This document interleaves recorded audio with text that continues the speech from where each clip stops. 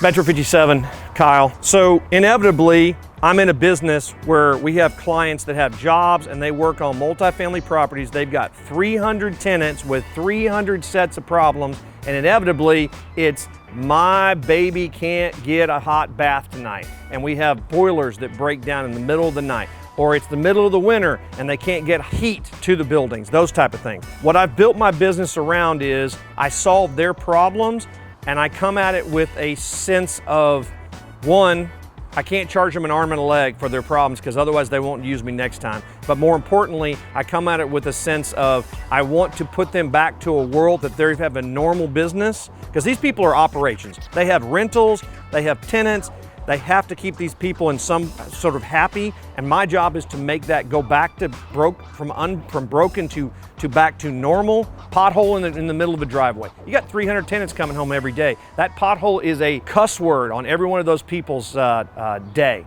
My job is to make that go away, and when I do, my customers call me repeatedly to make their bad days turn into good ones because I solve their problems. Hope that helps. Call me if I can be any help.